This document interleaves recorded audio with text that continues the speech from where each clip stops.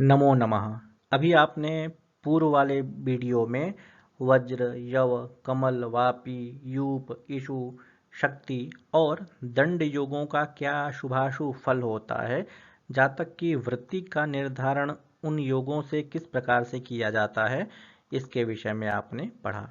प्रस्तुत वीडियो में आकृति योग के जो अवशिष्ट योग रह गए थे, जैसे नौका योग, कूट योग, छत्र योग, चाप योग, जो अवशिष्ट रह गए थे, उन योगों का निर्माण किस प्रकार से होता है, उन योगों का लक्षण क्या है, अर्थात कौन से ग्रह किस स्थिति में हो तो नौका योग का निर्माण होगा, कौन से ग्रह किस स्थिति में हो तो कूट योग का निर्माण होगा, छत्र योग का निर्माण होगा, चाप योग का निर्माण होगा, वह इस वीडियो के माध्यम से, इस पाठ के माध्यम से आपको प्रदर्शित किया जा रहा है।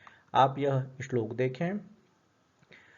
तद्वत् सप्तभ संस्थैर्नौकूट छत्रकारमुकाणि स्युः नावाद्यैरप्येवं कंटकान्यस्थैः स्मृतोर्धशशि।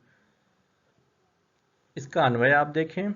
तद्वत् सप्तभ संस्थैः नौकूट छत्रकारमुकाणि स्युः कंटकान्यस्थैः नावाद्यैः अपि एवं अर्धशशि स्मृतः। तद्वत् तेन प्रकारेण सप्तभ संस्थैः सप्तम भाव स्थितैः नौकूट छत्र कार्मुकाणि नौका कूट छत्र कार्मुक योगाः स्युः भवेयुः कंटकान्यस्थैः केन्द्रेतरस्थितैः नावाद्यैः नौकादियोगैः अपि एवं तथा अर्धशशि अर्धचंद्रः स्मृतः कथितः। यह हुई इसकी संस्कृत व्याख्या। अब आप इसका जो हिंदी भावार्थ है उसको समझने का प्रयास करेंगे। तो आचार्य वराहमिहिर ने इसमें नौका कूट छत्र चाप इत्यादि योगों का वर्णन किया है। तो कह रहे हैं कि तद्वत अर्थात उसी प्रकार से। किस प्रकार से? तो यूप इत्यादि योग जिस प्रकार से बनते हैं, अर्थात प्रत्येक लग्न से लेकर के चतुर्थ भाव पर्यंत प्रत्येक भाव में सभी ग्रह हो तो यूप योग का निर्माण होता है। तो उसी प्रकार से लग्न से लेकर के 7 स्थानों में प्रत्येक भाव में यदि 7 ग्रह हों तो नौका योग का निर्माण होता है। अर्थात लग्न से सप्तम भाव पर्यंत प्रत्येक भाव में एक एक ग्रह होने चाहिए, तब जाकर के नौका योग का निर्माण होगा। इसी प्रकार से चतुर्थ भाव से सप्तम स्थान पर्यंत प्रत्येक भाव में 7 ग्रह हों तो कूट योग का निर्माण होगा।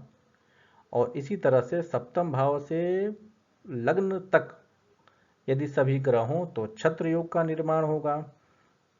और इसी प्रकार से दशम भाव से चतुर्थ भाव पर्यंत प्रत्येक भाव में ग्रह हों तो छत्र योग का निर्माण होगा। और इससे भिन्न अवस्था में अर्धचंद्र नामक योग का निर्माण होता है। अर्थात द्वितीय भाव से 7 स्थानों में प्रत्येक भाव में यदि 7 ग्रह हों तो अर्धचंद्र योग का निर्माण होता है। तो इस श्लोक में 5 मुख्य आकृति योगों के विषय में आचार्य वराहमिहिर बताए हैं। अब उदाहरणों के माध्यम से आप इसको समझने का प्रयास करेंगे कि नौका योग, कूट योग, छत्र योग कैसे बनता है। तो आप प्रथम उदाहरण देखें।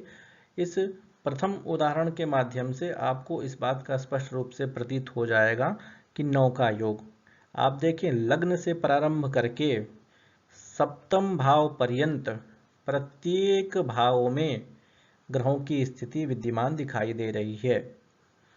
लग्न में सूर्य है, द्वितीय स्थान में शुक्र है, तृतीय स्थान में बुध है, चतुर्थ स्थान में शनि है, पंचम स्थान में मंगल है, षष्ठ स्थान में चंद्रमा है और सप्तम स्थान में गुरु है। तो प्रत्येक भाव में प्रत्येक स्थानों में सप्तग्रह हो गए तो 9 का योग बना।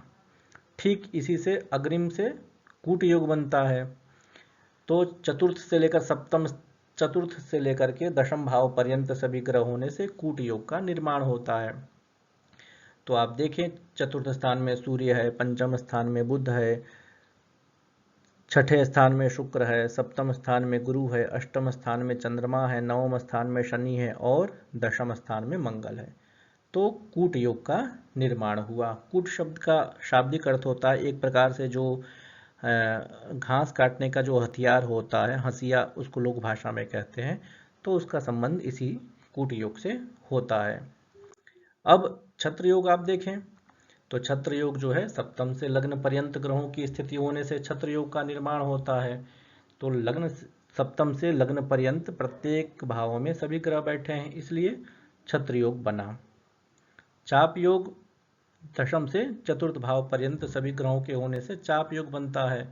तो आप देखें प्रत्येक भाव में ग्रह विद्यमान है, तो चाप योग का निर्माण हुआ। और बताया गया कि इससे भिन्न अवस्था में अर्धचंद्र नामक योग का निर्माण होता है, अर्थात केंद्र से अतिरिक्त भावों में यदि प्रत्येक भाव में ग्रह बैठे हों तो अर्धचंद्र योग का निर्माण होगा, क्योंकि चंद्रमा जो है आधा जिस प्रकार से दिखाई देता है तो ठीक उसी प्रकार से कुंडली में भी उसकी प्रतीति हो रही है। वस्तुतः यह कुंडली एक प्रकार से वर्गाकार आयताकार रूप में परिणत है।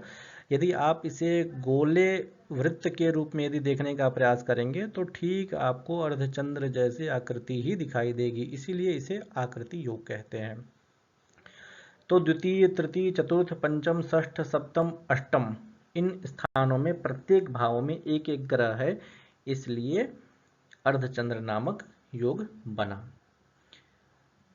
इस पाठ से संबंधित कुछ प्रश्न हैं, आप उन प्रश्नों को देखें और पाठ पढ़ करके प्रश्नों के उत्तर देने का प्रयास करेंगे।